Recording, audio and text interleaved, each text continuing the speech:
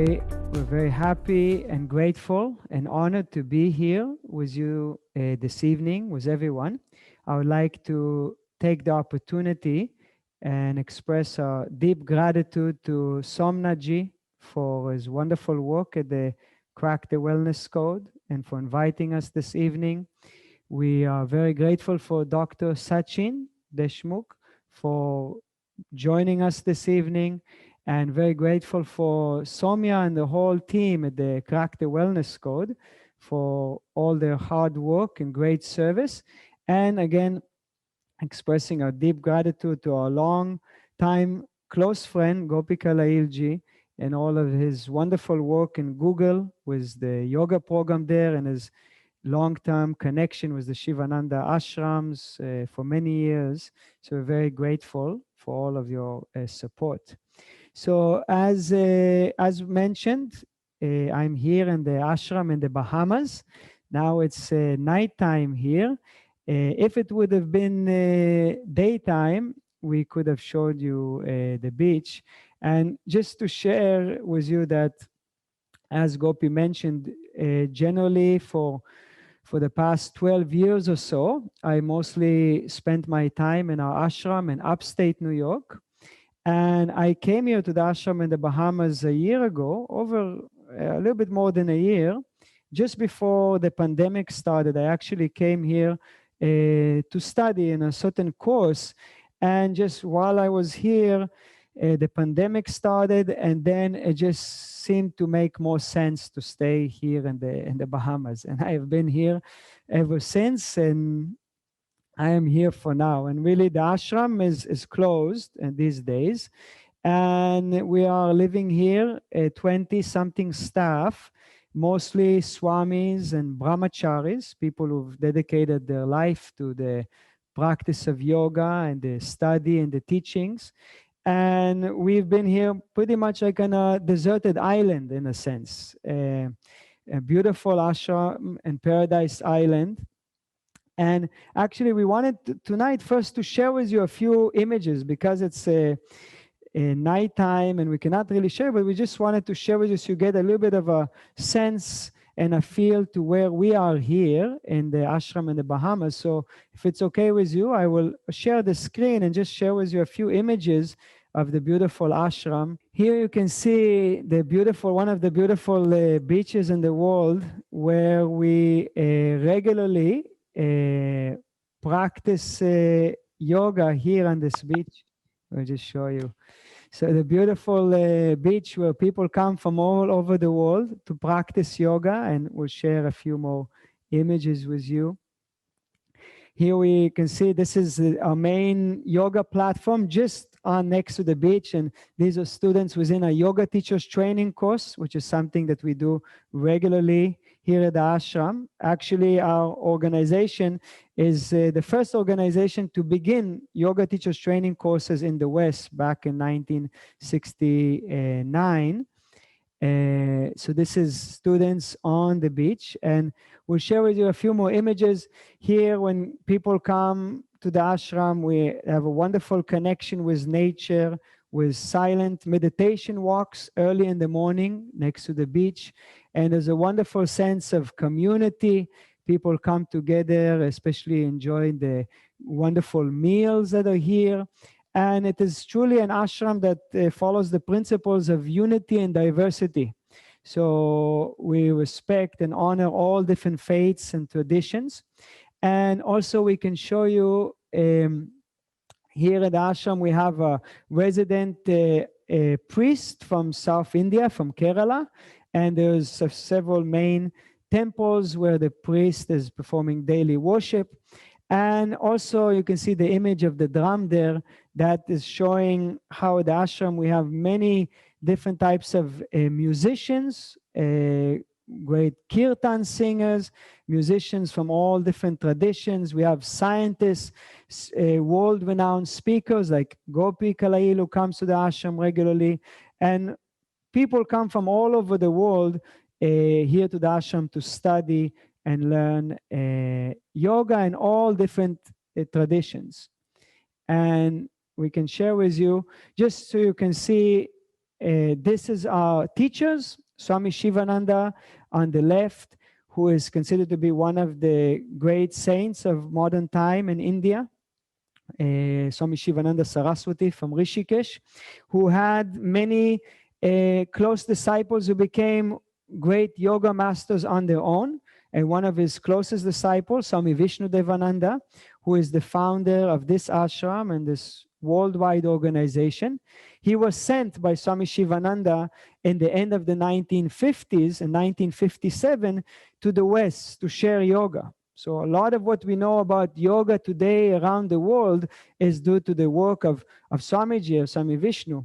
The story is actually that Swami Shivananda gave him 10 rupees and told them, go to the West. People are waiting for you to teach them yoga. And Swamiji traveled with those 10 rupees. Actually, he never even used them. And he started traveling, and everywhere he was teaching yoga, and people were inspired by his teaching. And like this, he traveled around the world and started this amazing operation of this organization where millions of people were inspired by yoga teaching over the years. So it's a great work of Swamiji, of Swami Vishnu. And what we wanted to share with you today is some of the teachings of Swami Vishnu of what is called the 5 points of yoga. And Gopi shared in the introduction these 5 principles, 5 points of yoga, which is proper exercise, asanas, proper breathing, pranayama, proper relaxation, the shavasana, proper diet, the yogic diet, and positive thinking and meditation, which is Vedanta and Dhyana, being meditation. So tonight, in our short time together, we wanted to share a little bit about these principles of these 5 points of yoga.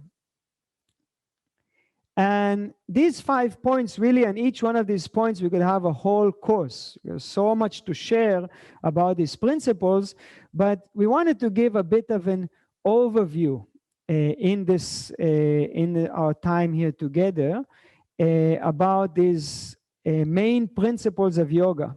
Really, Swami Vishnu used to explain that the essence of yoga is encapsulated within these 5 principles. And really, what that means, it means that to achieve the great benefits that yoga has for us is achieved by applying these 5 principles in our daily life. And here we can see how much yoga is so practical, with such great common sense, such great wisdom, because we can see how yoga is so connected to our daily life as we have it already now. It's just a matter of learning to do things that we already do, but with greater awareness, with greater understanding. And so that's really the beauty of it, that it's so practical, and it doesn't require from us to make any drastic changes. It's just a matter of shifting a little bit the attitude towards what we're already doing in our life. So this is what we wanted to share with you a little bit this evening. So the first point in these principles of yoga is proper exercise. And now we all know that exercise is essential for our well-being. You know, often it is said in today that the modern smoking is sitting, meaning one of the main causes of our ill health in our society today is not sufficient amount of movement, not exercising enough. We know how much time we spend at the desk in front of the computer and not sufficiently moving the body. So exercise is definitely the first and foremost principle for being healthy and happy in life. In order to maintain this body, we have to exercise it. And all exercises are valuable, the yogis would teach. It could be running, swimming, cycling, anything in which some movement that will improve the circulation is of great, great value to us. But the yogis share with us the great system of the yoga asanas, the yoga postures, as being an ideal system of exercise. And really, again, the asanas, to talk about asanas is a big, big subject.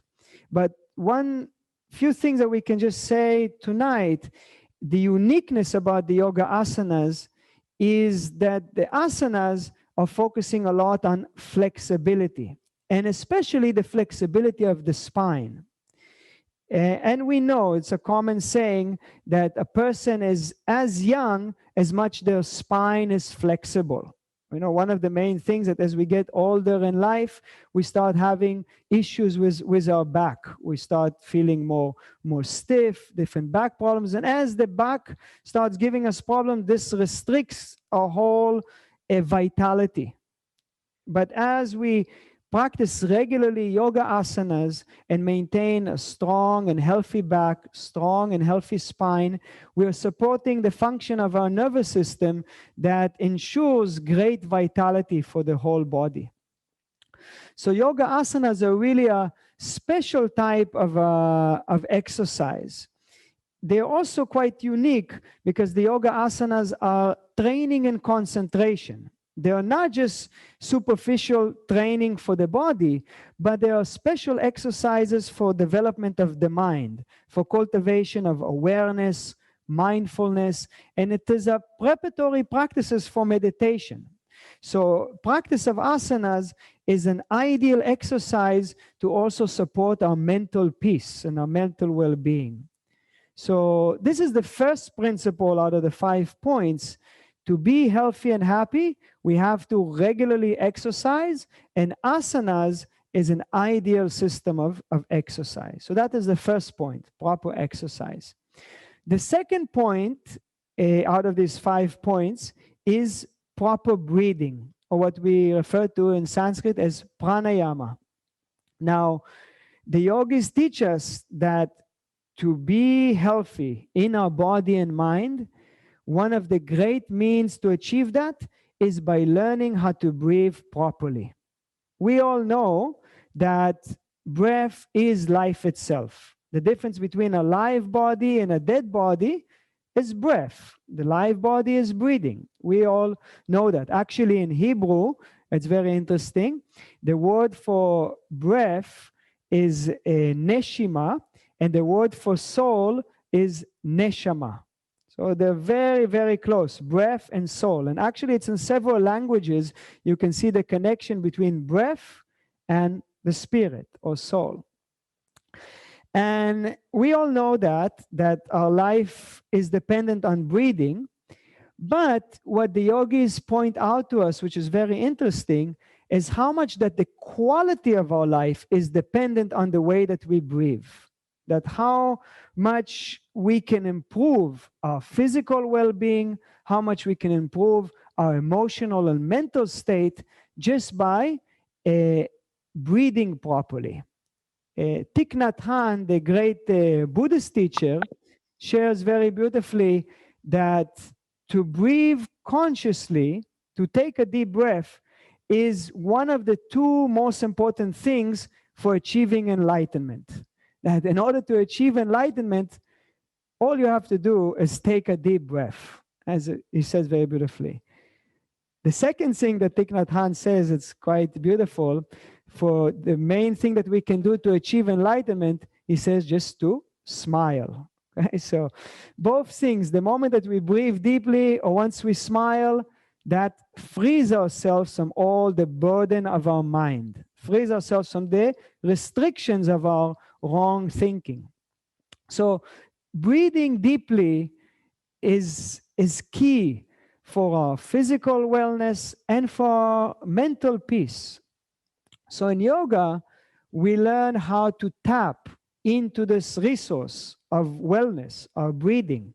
And by regular and daily practice, we become more proficient in using our breathing. We learn to breathe in a more efficient manner, where we're able to remove stale air from the lower part of our lungs. We learn how to increase the level of oxygen coming into our body. And we gradually become more and more conscious of the connection between our breathing and our mental state and our emotional state. So regular training and breathing exercises is a key for achieving more control over our mind. You know, this is something that we all know instinctually. When we have a good friend that comes our way, who is a little bit agitated, a little bit stressed, what is the first thing we tell them? Just take a deep breath, just breathe. We don't necessarily know anything about pranayama, anything about yoga, but we know instinctually if somebody is agitated, just breathe and then you will calm down. So the yogis say, don't wait to be agitated to start breathing. Breathe deeply regularly and you will maintain great equilibrium. You will maintain great peace of mind. You will have wonderful vitality by regular breathing exercises. So this is the second point for wellness, proper breathing. Third point that the yogis teach us to achieve maximum vitality for our body and mind is proper relaxation, or what in Sanskrit we refer to as shavasana, learning how to relax properly. You know, in modern times, we know so much research has been done about stress being a main cause of disease and illness. So many physical, mental, and emotional problems come as a result of stress. Now, the yogis don't say that stress is bad. Actually, stress is inevitable for every human being, and it is actually ordained to be there in our life as something that actually supports our evolution, our progress in life comes through stress. But the problem is when we don't know how to manage stress, when we don't know how to deal with our stress. That leads to so many different issues in our body and mind. So the yogis teach us how to cope with stress, how to relieve stress from its very root. And this is through the practice of proper relaxation. Proper relaxation is a relaxation that is done on 3 levels: physical level, mental level, and spiritual level. So in the yogic tradition, we learn how to relieve tension from our physical body, we learn how to relieve tension from our mind, and we learn how to connect with our innermost self, the spirit or consciousness, through the practice of proper relaxation. So we all know that relaxation is part of our life. None of us wants to or is capable of working all the time. We all need some breaks. But the problem is that many times we take breaks in a way that are not really conducive for us. Like online, immediately we can take some breaks. Go to Ben and Jerry's, we get some break. So many different things we do just to cope with our stress. And that's okay, that's normal. But in yoga, we learn how to do things in a more efficient way. And we learn how to truly relax. And this is this practice of proper relaxation. So that is the third point. Then the fourth point for achieving the maximum wellness and vitality within our body and mind, according to the yogis, is proper diet. Proper diet being the fourth point. So we all know how much our body is made of what we eat. That if we eat junk food, the body will get sick. If we eat healthy food, we maintain good strength in our body. We maintain the health of the body. Now, the yogis take it further. The yogis explain not just that our body is impacted and made from the food that we eat, but also our mind, our thoughts are impacted by what we intake. The food that we eat has an effect on the type of thoughts that we have. Certain foods bring our energy down. We know sometimes if we overeat or we eat food that is very difficult to digest, the only thing that we can do after that is have a siesta. That's the maximum type of activity that is possible. in compared to certain foods that give us energy, what the yogis call prana. They give us strength, and they also promote clear thinking. They promote a balanced state of mind. Certain foods cause agitation in the mind. We know if we drink too much coffee, then the mind we experience, the mind is rushing.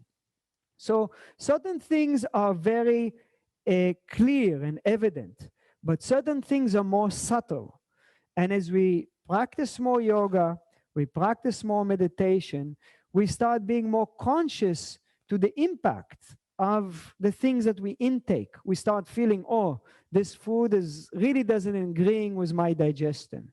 Or we start saying, oh, this food really brings my mind down or is agitating for me.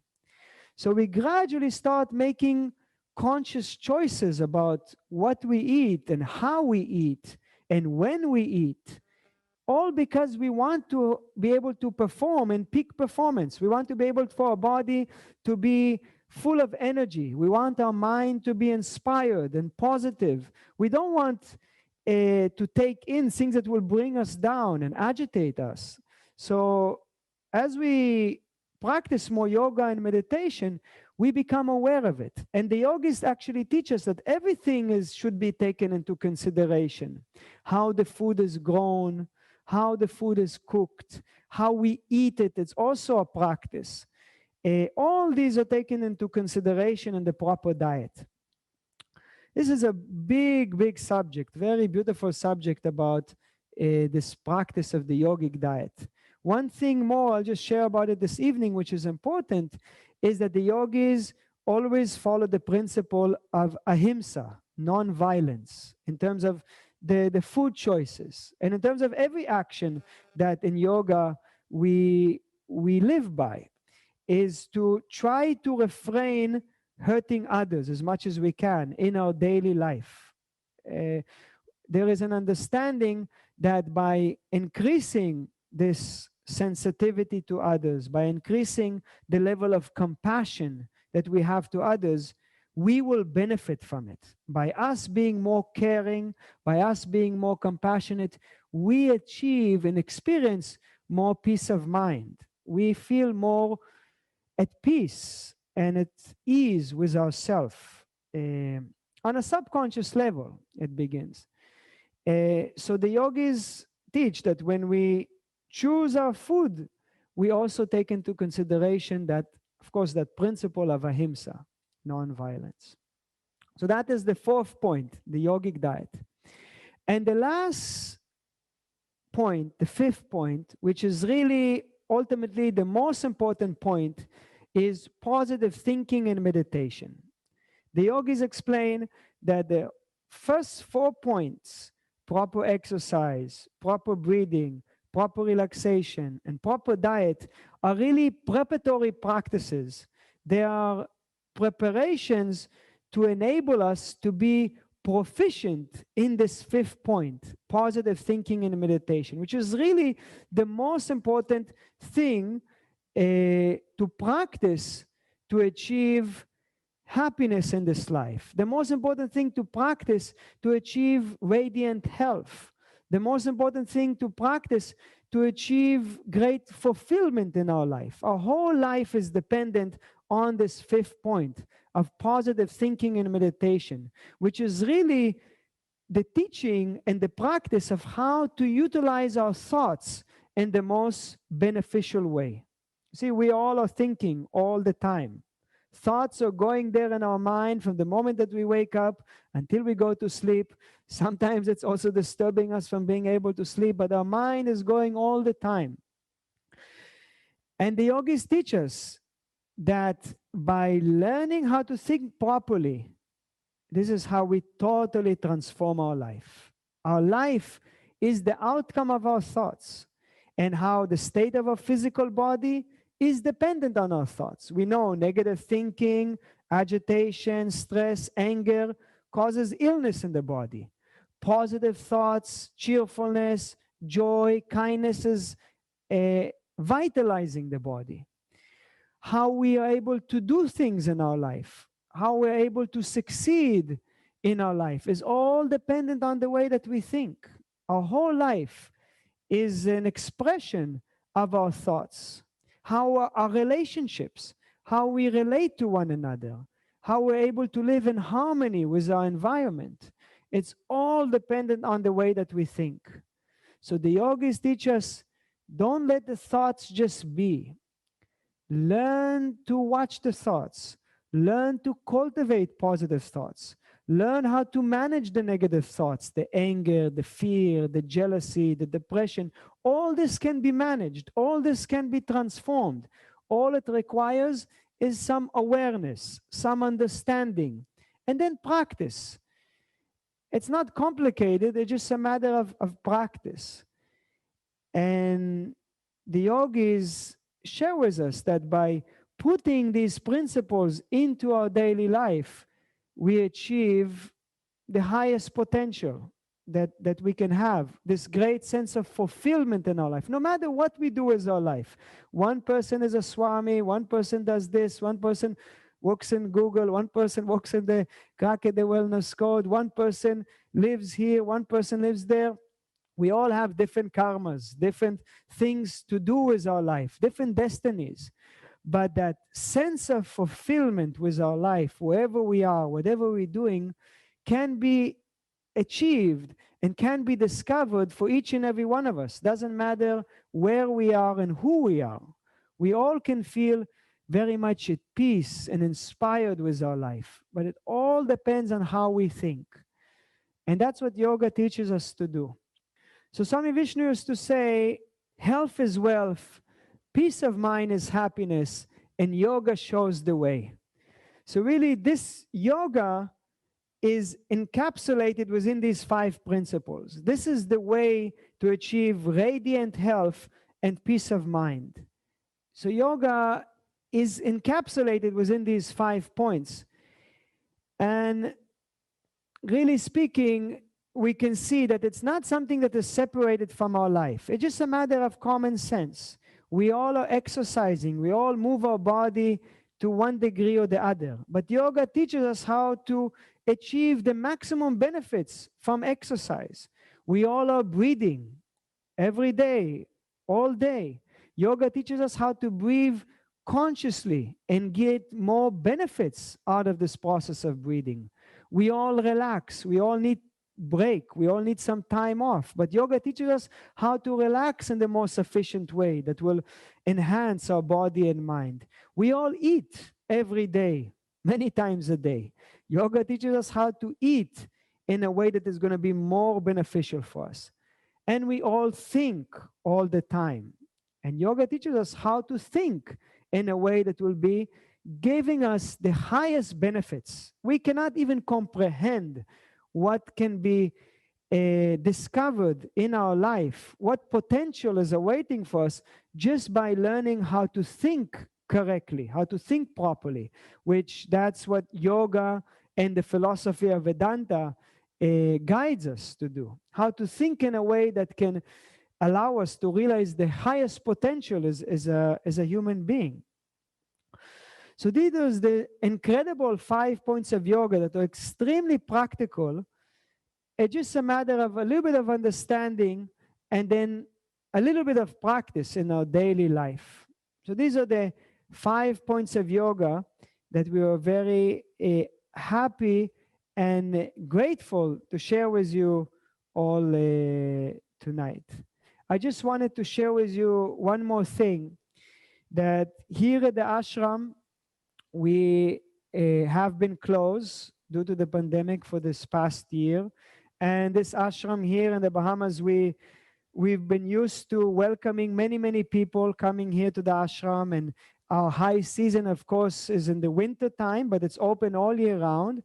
And in the winter time, we would have here at the ashram more than 300 people coming. And it's beautiful. Even though 300 people, it's a small island, very small, but you don't feel it like that. So peaceful. The wonderful vibrations of the beach and the many coconut trees, and people who've been practicing yoga and meditation here at the ashram since the 1960s. So wonderful, peaceful atmosphere that is highly rejuvenating.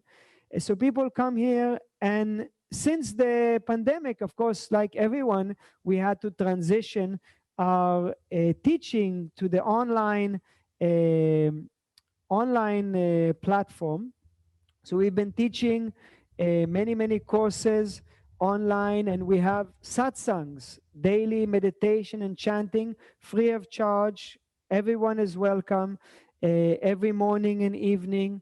So the ashram, we are doing our level best to keep sharing yoga with as many people as we can.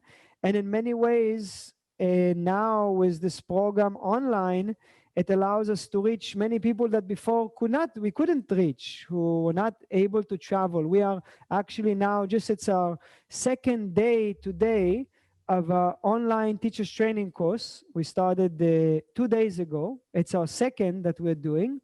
And it's a beautiful program. We are used to having teachers training courses here on site, but now we started it online. And I can share with you, originally we didn't know how it's going to be, but we had our first one. It was way beyond our expectations. So people shared how much they were transformed by the immersion, by the practice.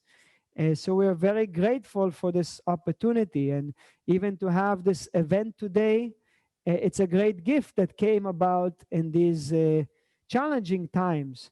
But as we know in yoga, that every difficulty, every challenge has its blessing behind it. It has its opportunity. With every difficult situation, there is actually some opportunity for good to come about it. And this is this positive thinking that yoga teaches us to have, to learn to see that every situation in our life is actually a blessing. Sometimes it's in disguise, and it takes a little more time to be able to see it. But ultimately, there is something that is valuable for our evolution behind every situation, even in the most difficult situations. So again, we are very grateful for being able to share this evening. And I would like to thank again Somnaji and the whole team of the Crack the Wellness Code and Gopi. And I would like to thank you very much for this opportunity to share this evening with you.